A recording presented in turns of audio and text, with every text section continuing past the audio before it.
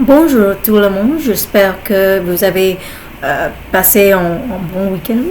Donc, dans cette vlog, pour préparer pour l'examen oral de mi-semestre, j'ai pensé d'utiliser ce vlog pour partager mes réflexions sur certains sujets et des questions dont nous avons discuté en classe. Liés aux des thèmes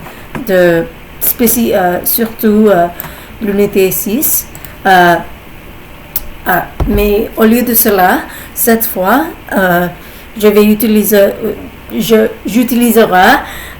des exemples plus spécifiques et également ainsi que des recherches que j'ai fait pour soutenir mes idées.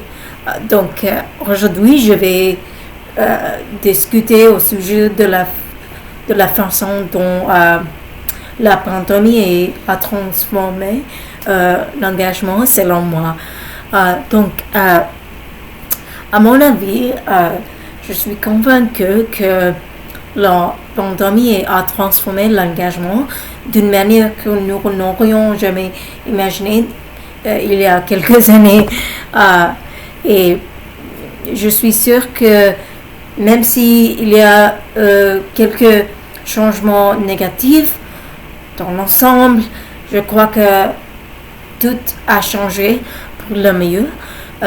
Mais il existe des tendances négatives aussi. Par exemple, notamment en raison de la pénurie de manœuvres et la peur de tomber malade, par exemple.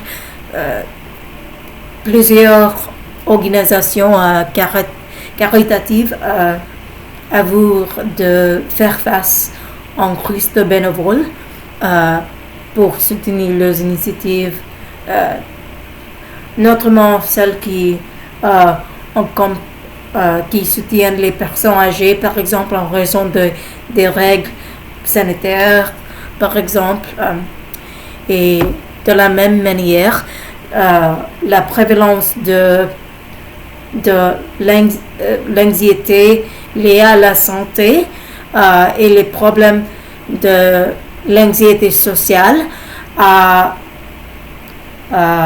ont empêché les gens de sortir et de soutenir les initiatives communautaires.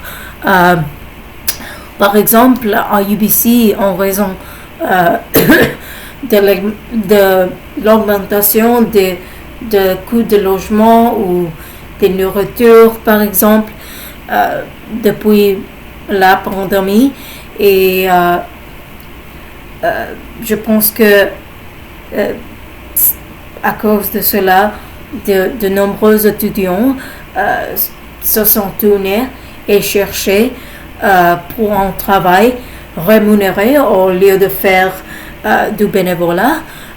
Par exemple, sur campus, il y a des initiatives comme le Sprouts et le Banque alimentaire de AMS ne peuvent pas recruter des bénévoles par rapport aux autres années précédentes. Mais je pense que malgré cette tendance, il n'est pas certain que le niveau cumulé d'engagement communautaire est changé et diminué sans diminuer de plus en plus. Je pense que il serait je pense que simplement que j'affirme que l'engagement a simplement augmenté, mais ce que le plus important de noter est le fait que la nature et le type d'engagement a tout simplement changé. Par exemple, chaque jour, nous voyons des gens qui trouvent des nouvelles façons créatives pour apporter une contribution positive à la communauté et dans la société.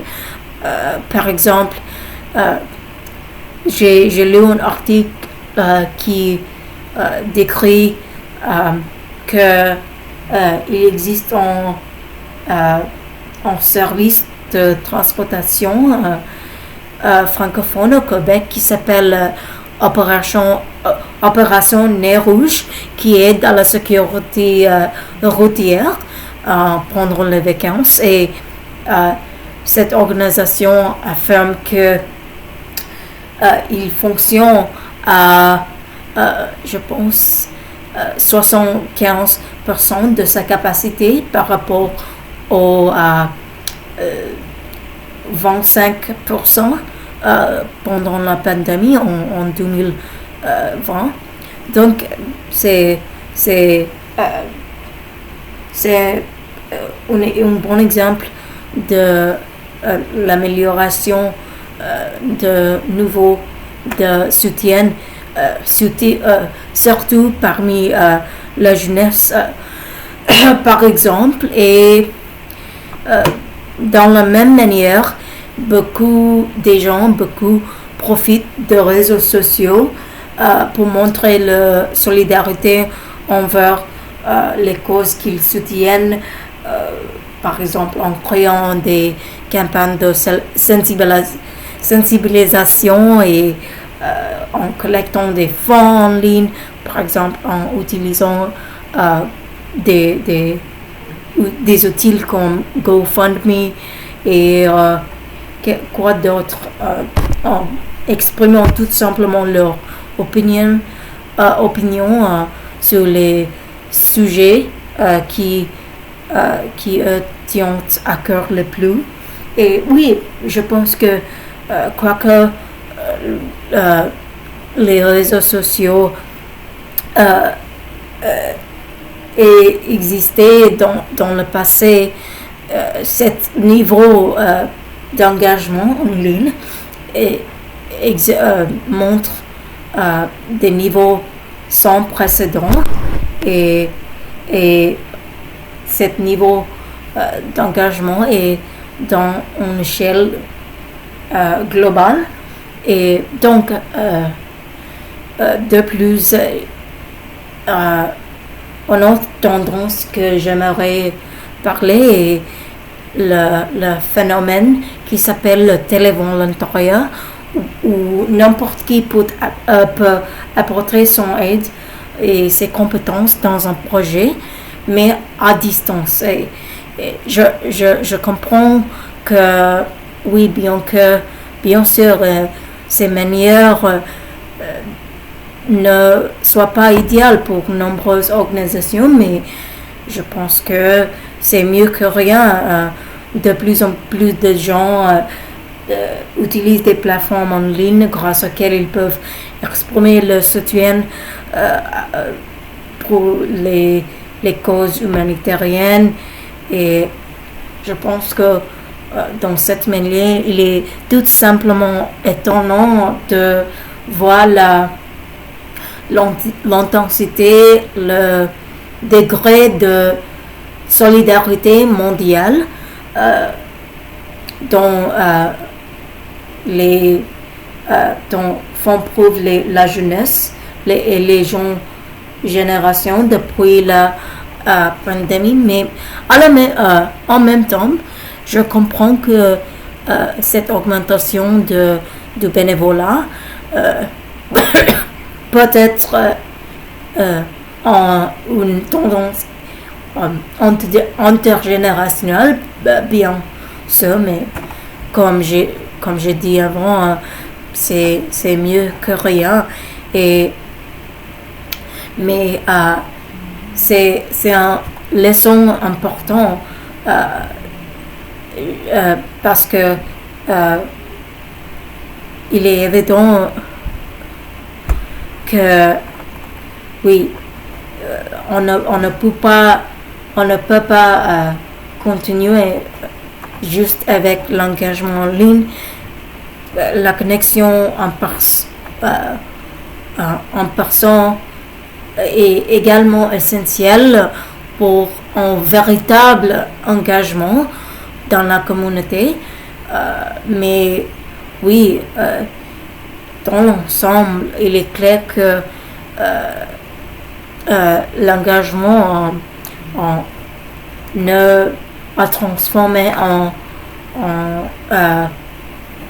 étant de plus en plus populaire en ligne par rapport à en personne, mais ce n'est pas une mauvaise chose.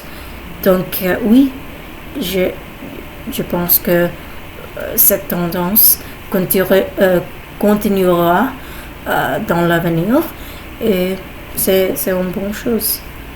Merci pour écouter de cette vlog et je vais vous parler en autre temps. Au revoir.